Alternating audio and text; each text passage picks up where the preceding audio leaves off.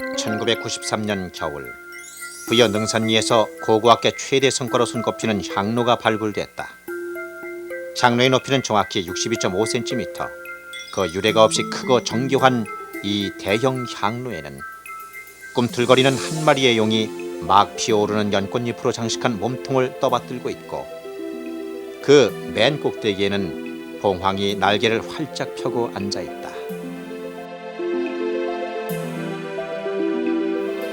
또한 이 향로에 새겨진 악사며 호랑이며 수없이 많은 인물상과 동물상은 무엇을 의미하고 있는 것일까?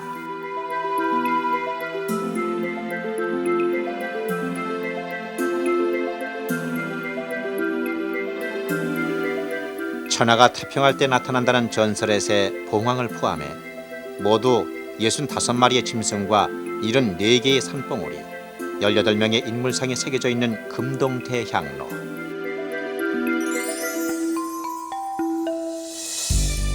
받침과 몸체와 뚜껑 모두 세 부분으로 만들어진 이 금동대향로가 최고의 걸작품으로 손꼽히는 이유는 무엇일까?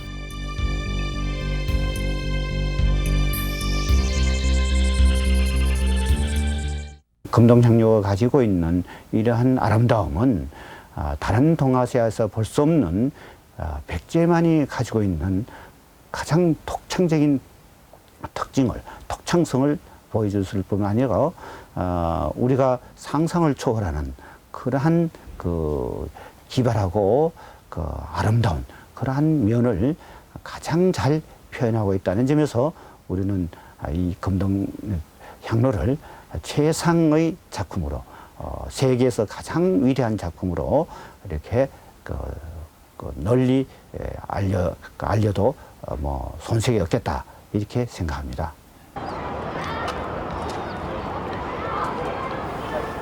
향로가 나온 이듬해 국립중앙박물관에서는 금동향로 한 가지 유물만으로 특별전이 열렸다.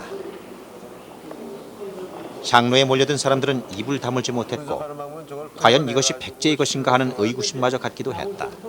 그동안 삼국시대의 향로는 단 한 점도 없었고 또 너무나 정교한 대작이었기 때문이었다.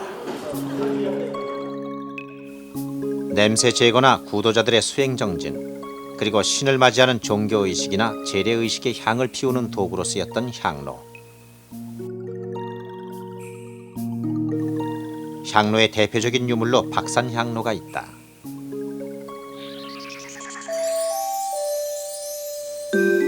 향로 몸체에 신선들이 살고 있다는 이상향 박산을 새겼다 하여 이름 붙여진 박산향로. 기원전 3세기 초 중국 전국시대 말기에서 한나라에 이르는 시기에 만들어진 박산향로는 기본적으로 바다를 상징하는 넓은 접시 모양 위에 산봉우리형의 몸체를 갖추고 있다.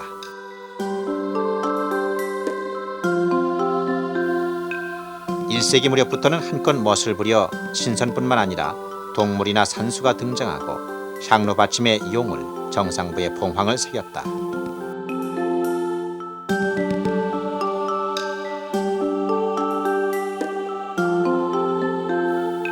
중국의 불교가 확산되는 4세기 말 이후에는 부처님 앞에 향을 올리는 목적으로만 향로를 만들게 된다.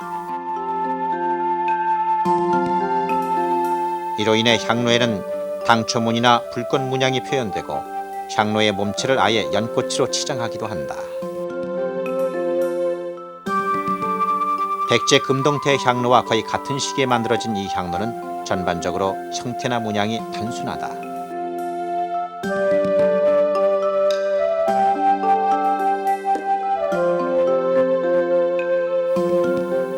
백제 대향로는 중국의 전통을 따랐지만 이보다 두세 배가 넘는 크기와 완벽한 구도, 섬세한 문양 등은 이미 중국의 것을 뛰어넘었다. 삼국시대의 향로는 백제 금동향로 이외에 전혀 발굴 사례가 없고 통일신라 시대에 이르러서는 병처럼 생긴 병향로가 나온다.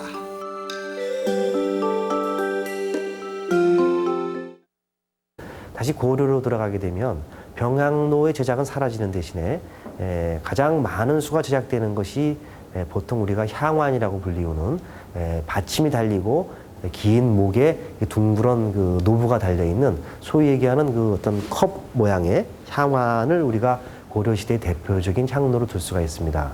이 향로는 시대가 가면서 점점 이 향로의 문양을 나타내고자 그곳을 파고 은실을 두들겨서 박는 은입사 기법으로 아주 문양을 정교하게 장식을 합니다. 고려의 전통을 이은 청동은입사 향로. 이런 화려한 문양의 향로는 조선시대 초까지 이어지다가 불교가 쇠퇴하면서 점차 사라져갔다.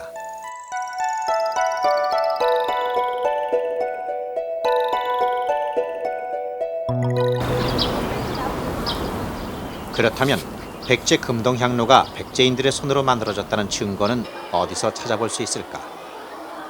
이곳 공주박물관에는 백제 금동향로의 뿌리를 더듬어 볼 수 있는 유물이 전시돼 있다.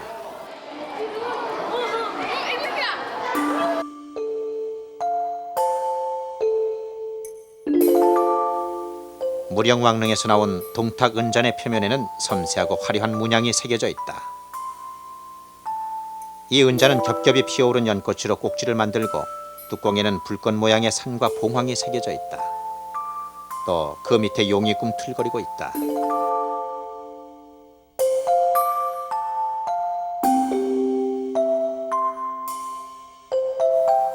백제 금속 공예의 백미라 할 수 있는 이 은잔의 전체적인 구도와 기본 문양은 금동대향로와 흡사하다.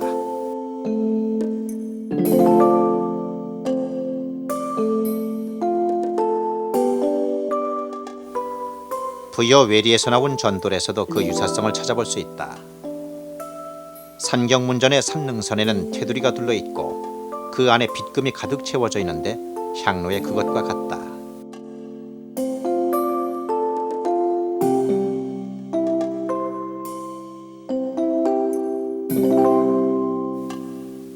산경문전 위에 봉황을 새긴 산수봉황문전.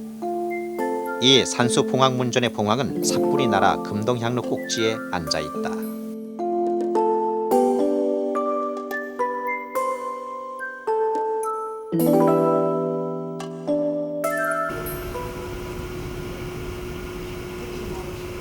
국립중앙박물관 보존과학실. 향로가 일반에게 공개되기 전 이곳에서는 1400년 긴 잠에서 깨어난 향로의 부식을 막기 위해 염분을 제거하는 작업을 진행했다. 발굴된 지 5년이 지난 지금까지 완전한 분석이 끝나지 않을 만큼 수많은 비밀을 간직하고 있는 금동대 향로. 조사해보니까 좋은 파티 나와 악성 파티. 금동 향로는 어떤 재질로 만들어졌을까?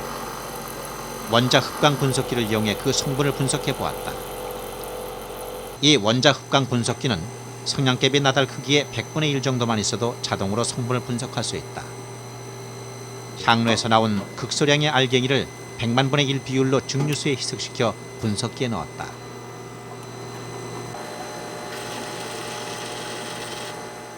분석 결과 향로의 주성분은 구리와 주석과 납.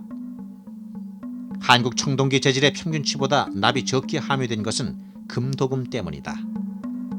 납 성분이 많으면 금도금이 잘 되지 않기 때문이다.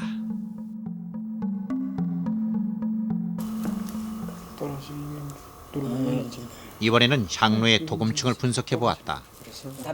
맨 위 노란 부분이 도금층을 뚫고 나온 구리 입자이고 그 밑에 넓은 층이 금도금층인데 분석 결과 여기서 수은이 나왔다. 따라서 금동향로는 당시로서는 첨단 도금 기술인 수은 아말감 도금법을 이용했음을 알 수 있었다. 그렇다면 백제가 이처럼 우수한 금속 공예술을 선보일 수 있었던 저력은 어디에서부터 비롯된 것일까?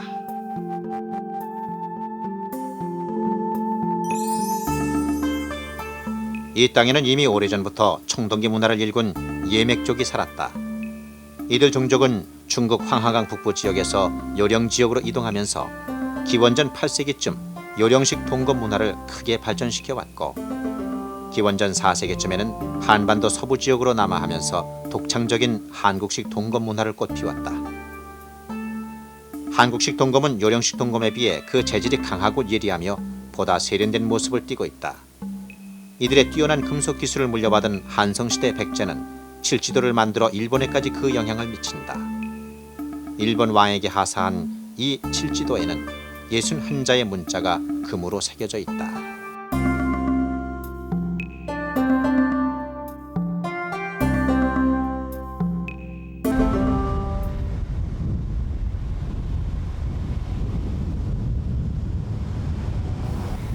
백제의 금속 공예술은 1971년 공주 송산리 고분군에서 발견된 무령왕릉에서 그 진수가 드러난다. 이곳에서는 모두 108종 3,000점에 이르는 엄청난 유물이 쏟아져 나왔는데 이들 유물에서 백제의 뛰어난 금속 공예술을 엿볼 수 있다. 금잎으로 단장한 귀걸이 맨 끝에 치장된 푸른 빛깔의 고곡. 놀랍게도 이 고곡이 쓴 금모자는 1cm가 채 안 되는데 금 알갱이를 붙여 만드는 누금술로 만들어졌다.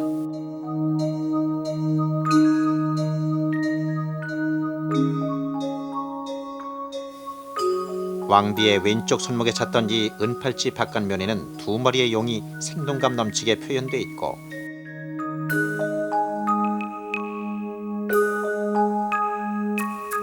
그 안쪽에는 은팔찌를 만든 달이라는 백제 장인의 이름이 새겨져 있다. 이는 당시에도 요즘처럼 책임 시공이 이루어졌음을 짐작하게 해준다.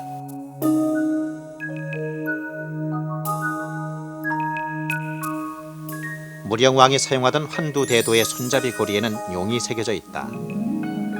이 환두대도에 새겨진 용의 형상을 자세히 보면 금동향로를 바치고 있는 바로 그 용의 모습이다.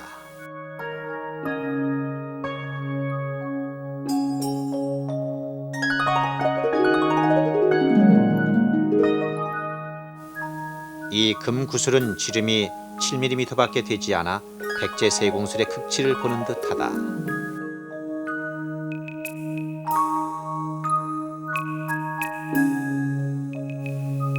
이러한 금속 공예술은 삼국시대 불상 가운데 가장 위대한 걸작품으로 평가받고 있는 금동반가 사유상으로 이어졌고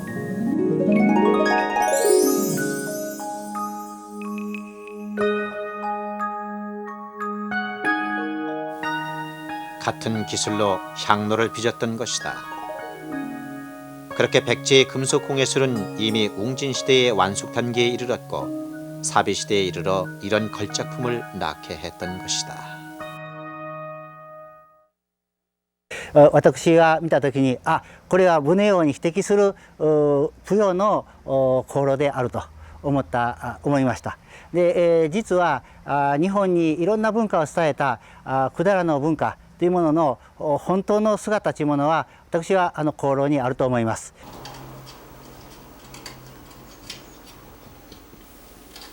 백제 금동 향로는 그 재질이 단단해 오리거나 표기가 불가능한 총동에 100가지가 넘는 문양을 새겨 넣었다. 그렇다면 금동 향로는 어떻게 만들어진 것일까? 금동 향로는 밀랍을 이용한 밀랍 주조법으로 만들었을 것이다.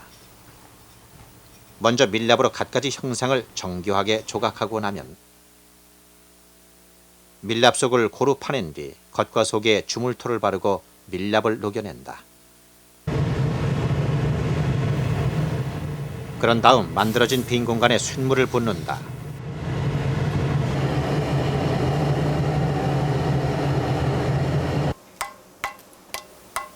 쇳물이 식으면 틀을 깨내고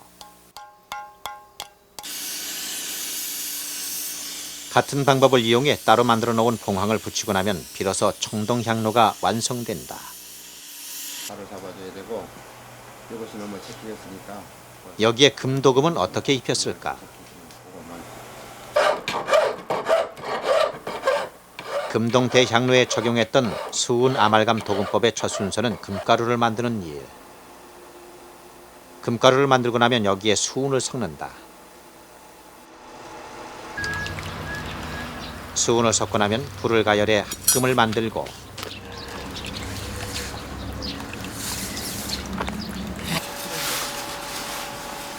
남은 수은은 한지를 이용해 짜낸다.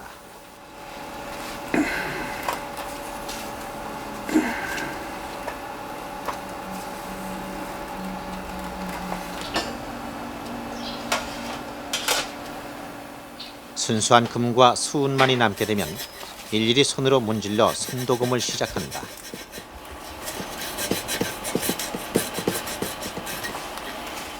이때 손길이 닿지 않은 곳은 대나무 칼을 이용하기도 한다.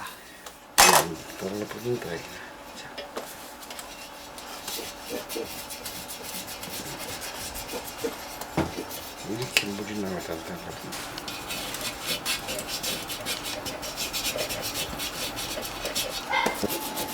한번 일에 대접는 때가 천대받았던 조선시대의 장인들과는 달리 높은 관직에 올라 남다른 대우를 누렸던 백제 장인들. 이 향로를 만든 백제 장인은 무엇을 염원하며 향로 구석구석을 문지르고 또 문질렀을까? 시간이 지나자 청동향로는 완연한 은빛으로 변했다. 요즘의 전기도금은 벽지를 바른 것처럼 얇은 막이 형성되지만 이 손도금은 금을 씹는다고 말할 정도로 견고하다.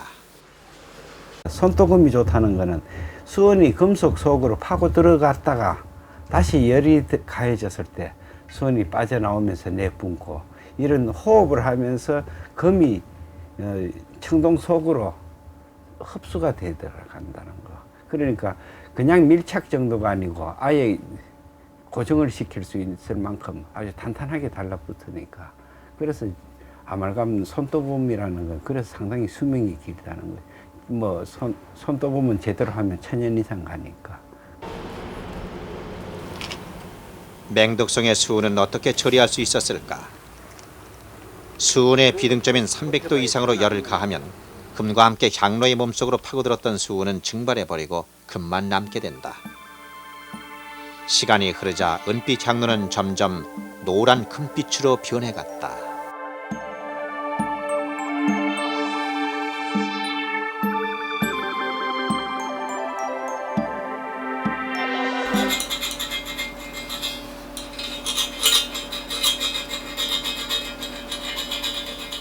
이번에는 광을 내는 작업에 들어간다. 광쇠라는 도구를 이용해 손길이 닿지 않은 구석구석까지 일일이 문질러 광을 낸다.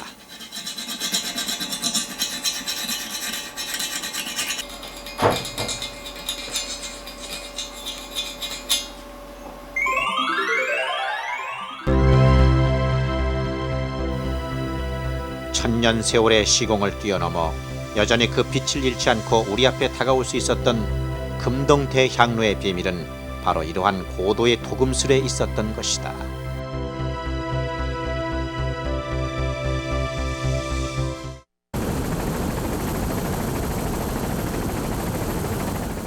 이런 금동대향로를 만들기 위해 백제는 당시 최고의 기술과 국가적인 노력을 기울였을 것이다.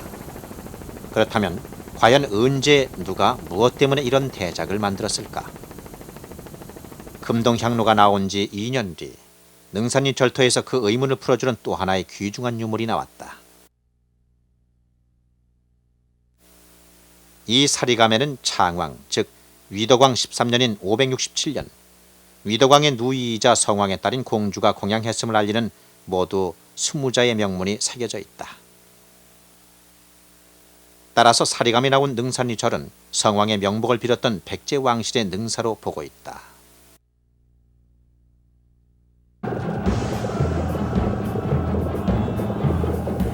웅진에서 사비로 도읍을 옮겨 강국으로 거듭나고자 했던 백제. 그것은 바로 고구려와 신라에 맞서 정복 전쟁을 벌여나갔던 성왕의 꿈이었다.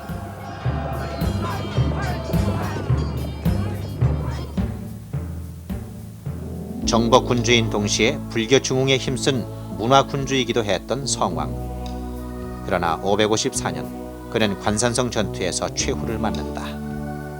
지혜와 식견이 뛰어나 백성들로부터 성스러운 왕으로 불리웠던 성왕. 그의 죽음은 관산성 전투를 주도한 왕자 부여창, 즉 위덕왕에게 큰 시련을 가져다 주었다.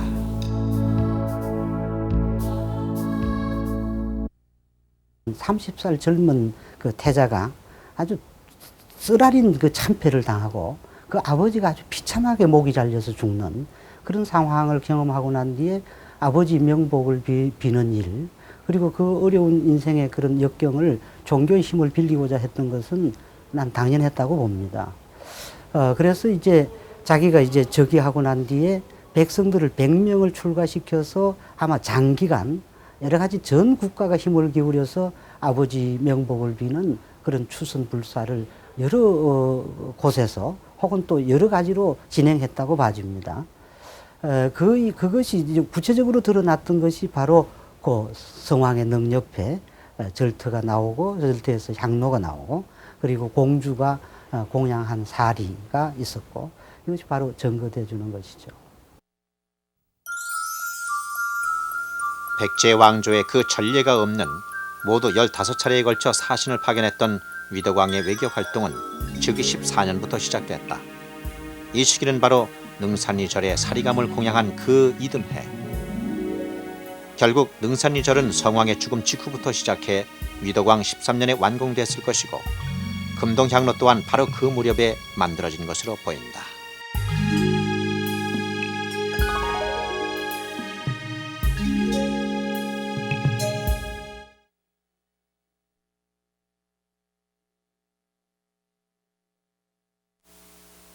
향로는 이곳 능산리 절터 무릉덩이 속에서 진흙에 범벅이 된 채 나왔다. 그렇다면 향로가 묻히게 된 사연은 무엇이었을까? 향로가 묻히게 된 사연을 알게 되면 향로의 중요성을 알 수 있을 것이다. 매우 그 추운 날씨에 발굴이 진행되게 됐는데 그 향로가 나온 그 부분은 그 일반인이 볼 때도 그 표가 날 정도로 그 선이 돌아가 있었습니다. 그게 바로 이제 담금질 시설이 되겠습니다만은 그 부분에서 그 저희가 그 토충 상황을 보기 위해서 반을 딱 자르고 그 윗부분을 파 내려갈 때 그 향로가 나오게 된 겁니다. 그 공방터의 그 담금질 시설에 그 인위적으로 그 매납되게 된 건데요. 그때의 상황으로 본다면은 이것은 그 위급한 상황 하에서 묻혀진 것이 그 확실하다고 그 생각됩니다. 향로가 위급한 상황에서 묻혔듯이 성왕의 명복을 빌었던 사리감은 당시 누군가에 의해 크게 훼손된 채 발굴됐다. 발굴 현장은 당시 상황을 말해주고 있었다. 근데 심주를 자를 때 도끼를 썼던 것 같고 그 도끼를 찍을 때 나왔던 그 나무 편이죠. 도끼밥이죠. 이런 것들이 흙 속에서 언뜻 나오는데 보니까 아직도 그 색깔을 그대로 다 뽀얗게 유지한 걸로 봐서 그 기둥이 썩지 않았을 때 이게 이제 유린되지 않았느냐 하는 거고 또 그 심초 주변에 그 공양구로 말하자면 공양됐던 여러 가지 그 공예품들이 있거든요. 이것들이 밖으로 다 나와가지고 밖에 흩어져 있었어요. 근데 그것이 나온 레벨이 바로 그 당시에 생활면이었습니다. 그러니까 다시 말해서 저리가 폐사되고 위에 뭐 토사가 쌓이고 기와가 독여하고 그 위에다가 구슬이라든지 금은편들이 나온 게 아니고 바로 당시 백제인들이 밟던 그 생활면 거기서 그게 나왔다는 얘기는 절의 모든 형태를 온전히 유지할 때 그 바로 사리 장치가 유린됐다 하는 결론을 저희가 내린 겁니다. 그렇게 백제 왕실의 정통성을 간직한 능산리절은 어떤 세력에 의해 유린당하고 그런 절대절명의 위급한 상황 속에서도 후일을 기약하며 간직하려 했던 금동향로. 금동향로는 죽은 왕의 영혼을 위로하고 백제 왕실의 정통성을 상징했던 보물이 아니었을까. 그렇게 금동향로는 백제 패망의 슬픔을 간직한 채 묻혔지만 이제 우리 앞에 1400년 긴 잠에서 깨어나 백제의 꿈을 보여주고 있다.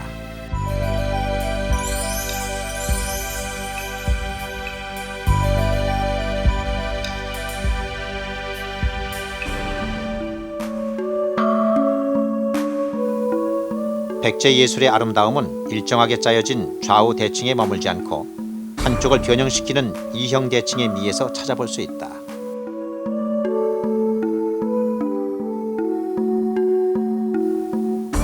이형 대칭의 독특한 아름다움을 선보이는 금동대향로에는 또 다른 비밀이 있다.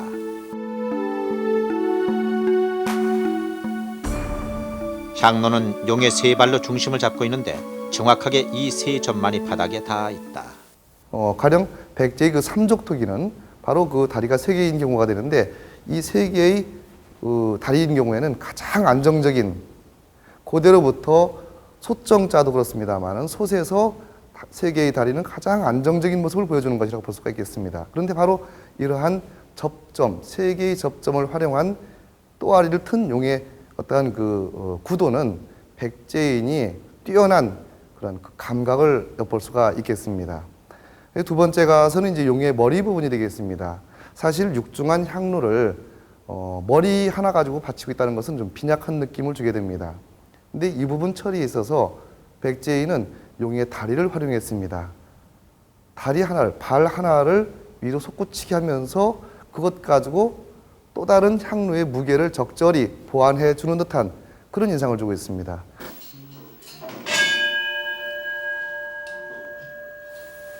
향로에는 놀라운 금속 기술이 숨겨져 있다. 받침과 몸통과 뚜껑 세 부분이 하나로 연결돼 있는데 특히 받침과 몸통을 연결한 결구 부분이 정확하게 맞춰져 있어 당시 백제의 주조 기술이 얼마나 뛰어났는지를 알게 해준다.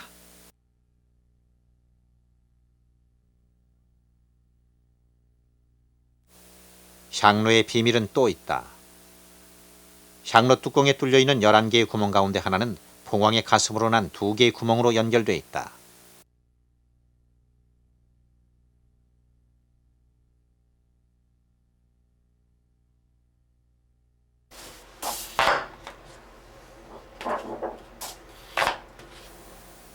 향로의 X선 사진을 보면 뚜껑에서 봉황으로 연결된 향연 구멍이 일직선으로 정교하게 연결돼 있다. 봉황과 뚜껑 부분이 한 덩어리로 주저되지 않고는 저렇게 반듯한 구멍을 내기는 어려웠을 것이다. 그러나 이 봉황과 뚜껑은 한 주저틀로 만들 수 없다. 그런데도 용접점이 보이지 않는다. 따로 붙인 것도 아니고 한 번의 주저로 만들어지지 않았다면 이것은 도대체 어떻게 처리한 것일까? 아직도 풀 수 없는 의문으로 남아있다.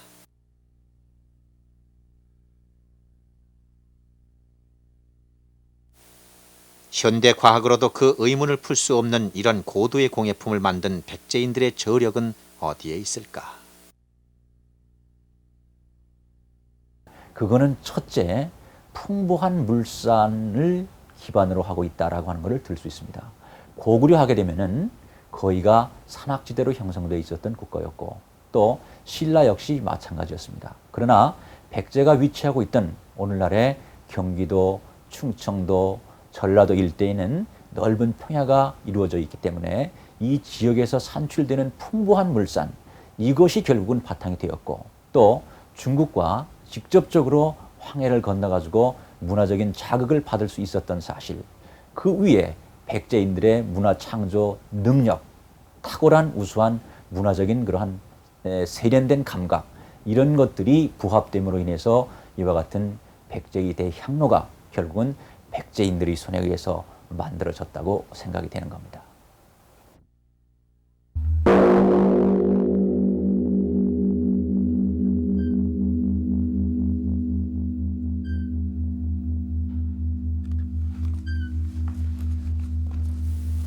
백제인들은 무엇을 꿈꾸었고 또 그들의 이상향은 무엇이었을까?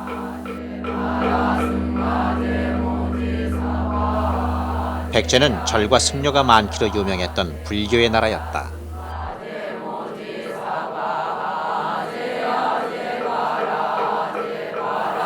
향화 공양. 불교에서는 깨끗한 마음으로 향을 사르면 향기가 아름답게 퍼져 부처님 세계에 그 마음을 전할 수 있다 하여 향 피우는 의식을 소중하게 여겨왔다.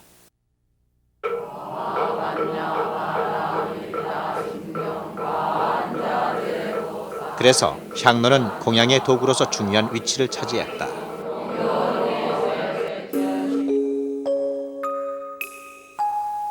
향을 올리는 의식과 함께 불교에서 중요하게 여기는 것은 연꽃이다. 불가에서는 삼라만상의 모든 존재가 연꽃으로부터 탄생한다는 연화 화생설의 근거에 연꽃을 신성시해왔다. 연화 화생설을 바탕으로 제작한 금동향로를 위에서 내려다보면 활짝 핀 연꽃을 닮아있다.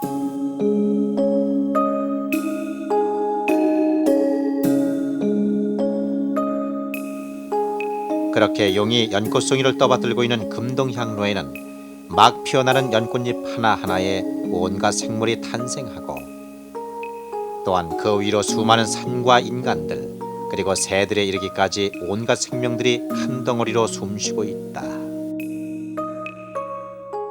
이것을 우리는 연화생이라고 하는데 보통 극락이라든가 부처님의 세계에 탄생하는 그러한 중생들을 표현한 겁니다. 그래서 이것은 혹은 뭐 연화장이라고 합니다만은 하여튼 극락의 세계, 부처님의 세계를 아주 절묘하게 나타내고 있어서 당시 불교의 그러한 아름다움을 여기에 극대화시키고 있어서 불교 문화의 극치를 보여준다고 이렇게 봐도 과언이 아닙니다. 그렇다면 당시 백제에는 극락왕생을 빌었던 불교 사상만 있었을까? 백제에는 불교가 들어오기 이전에 이미 오래전부터 신선 사상이 토착 신앙으로 자리 잡고 있었다. 부산과 함께 백제의 사비도성 주변에 왕도를 수호하는 삼산이 있었다는 기록이 바로 그것이다. 삼국유사에 보게 되면은 백제의 이 도읍지에는 삼산, 즉 일산과 오산과 부산이라고 하는 곳이 있는데 이곳에는 아침 저녁으로 신선들이 내려와서 놀고 저녁이면 올라간다라고 하는 기록들이 보입니다. 이거는 바로 도가사상에서 연유되는 내용입니다.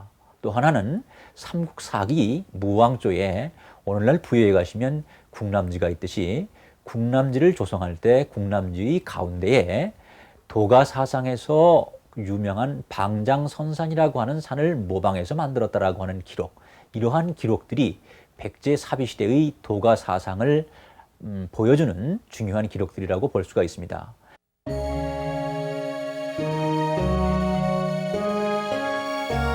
국남지를 만들어 말년을 즐겼던 무왕은 무엇을 꿈꾸었을까? 끊임없이 이어지는 전쟁에서 벗어나 태평성대를 누리며 신선처럼 살고 싶어 하지는 않았을까? 그렇게 신선처럼 살고자 했던 백제인들의 도가사상은 당시 행정체계에서도 찾아볼 수 있다.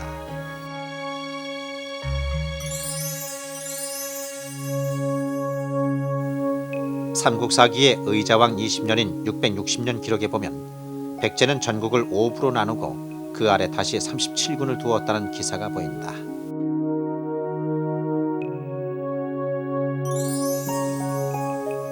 중국의 역사서인 추서에는 수도 사비 역시 상부, 전부, 중부, 하부, 후부 등 5부로 나누었고 군사제도 또한 오방제도였음을 전하고 있다.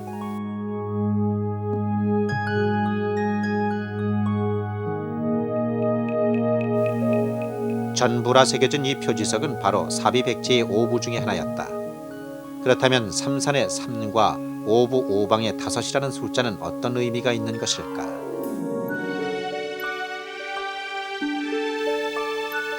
부여 외리에서 나온 전돌에서 그 실마리를 풀어볼 수 있다. 산경문전에 보면 윗부분에 3개의 산이 있고 아래에는 5개의 산이 있다.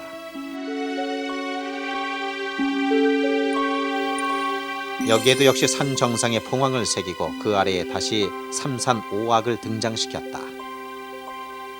전돌에 새겨진 삼산 오악 신앙은 향로에도 새겨져 있다.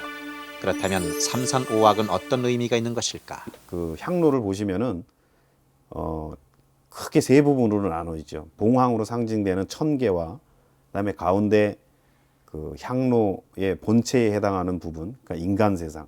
그다음에 용 받침으로 해당되는 지하계. 그러니까 천지인이 실제로 형성이 되어 있고 그 삼재를 기본으로 해서 가장 중심이 되는 태일, 즉 인간계 자체에도 그 밑에서부터 그 동물부터 시작해서 인간, 그다음에 신선계, 그다음에 신선을 전체적으로 인간 세상을 주관하는 오제, 삼신에서 분화된 그 오제가 5사람의 주악상으로 그 표현이 되어 있는 겁니다. 그건 또 주악상을 보좌하는 새들이 한 마리씩 다 뒤에 딸려 있어요. 예? 새라는 건 항상 천개와 연결하는 사자이기 때문에 그 오제를 보좌하는 보좌신들입니다. 그러니까 그 여러 상징으로 보면은 이게 단순하게 그냥 불교나 유교, 그러니까 도교가 들어와서 만들어진 그런 상징이 아니라 삼신과 오제 사상을 깔고 있는 토착 사상을 기본적으로 깔고 있다는 걸 우리가 먼저 봐야 된다고 보는 거죠.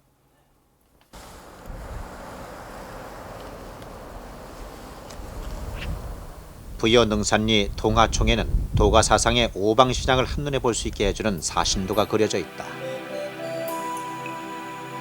국립부여박물관에 전시되어 있는 백호 그림은 바로 이 동화청의 사신들을 옮겨 그린 것이다.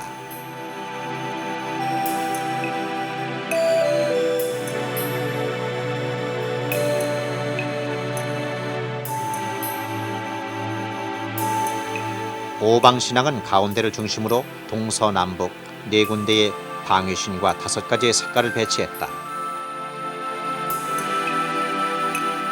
그렇다면 도교 사상의 바탕에 깔려있는 음양오행은 어떻게 형성된 것일까?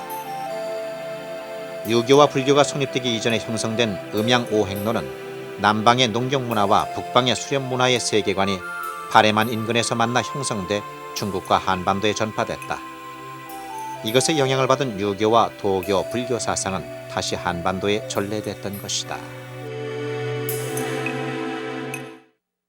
중국 안에서는 삼신사상이라는 것이 도교라는 형식으로 이렇게 새로운 모습으로 옷을 갈아입고 있고, 우리의 경우에도 그 모태신앙으로서의 삼신사상은 바탕에 깔려 있는 거죠.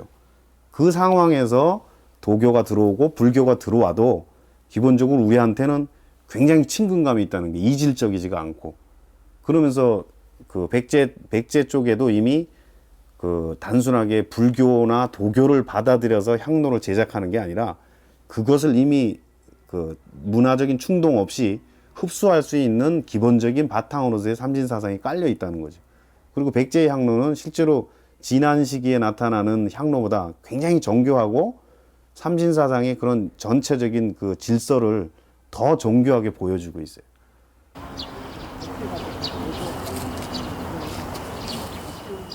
지난 97년 그 옛날 마한 땅에서 기원전 1세기쯤에 사용했던 현악기가 출토됐다.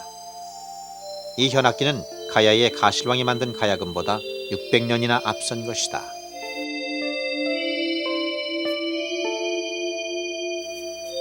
(2000년) 전 마한 사람들은 이런 현악기로 풍류와 가물을 즐겼을 것이고, 마한 지역을 아우렀던 백제 역시 이런 우수한 악기를 사용했을 것이다.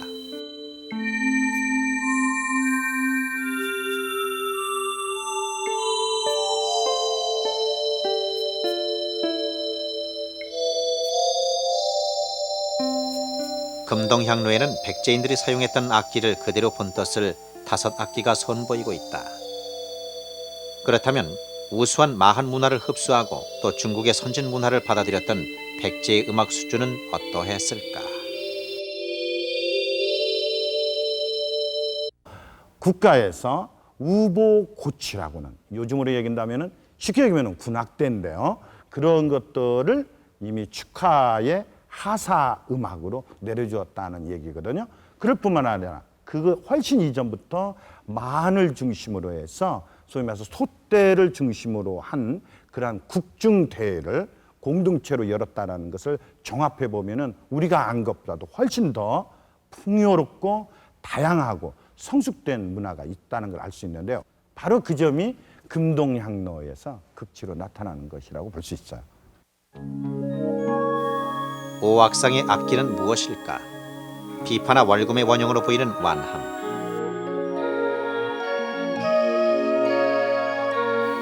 가야금을 닮은 이 현악기는 백제의 금이 아닐까?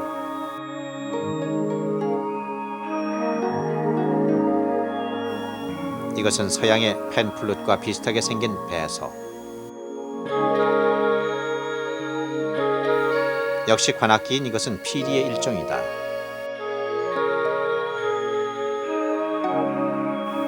이 북은 가죽 혹은 굴이라는 의견이 제시되고 있다.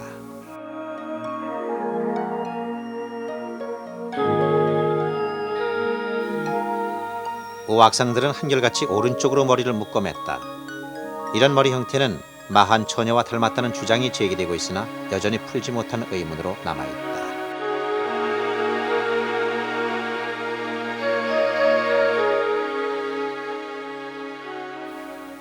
머리를 묶어 내리고 차분하게 앉아있는 백제의 악사들은 어떤 음악을 연주했을까?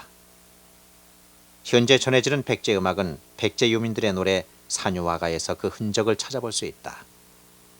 이 산유화가를 향로에 등장하는 5악기의 특성을 적용해 느린 곡으로 연주를 시도해 보았다.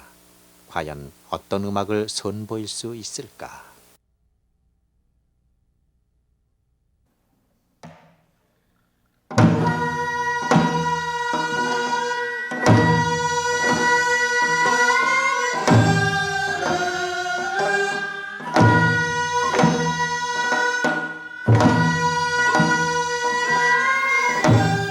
백제의 음악은 널리 중국이나 일본의 음악인들을 파견해 그 진가를 인정받았고, 특히 백제의 미마지는 일본의 탈로르면 기악을 전수시켜 일본 기악의 원류를 이루기도 했다.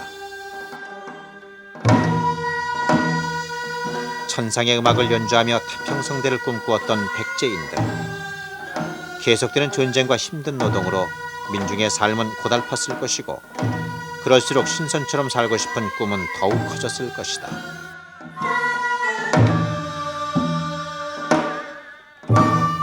백제 왕실은 이런 민중을 아우르기 위해 그들의 꿈을 이 금동태 향로에 새긴 건 아닐까.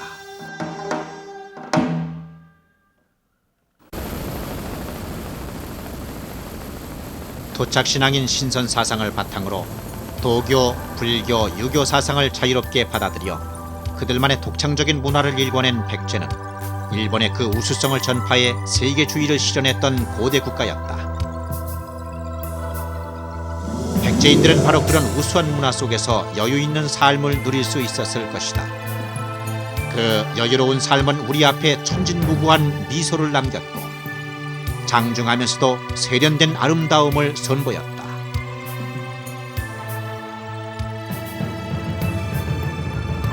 끊임없는 정복 전쟁 속에서도 신선처럼 살고자 했던 백제인들. 그들은 그들이 꿈꾼 이상향을 금동대 향로에 새겨놓았다. 당대의 풍성한 사상과 기술이 빚어낸 최고의 걸작품 금동대 향로.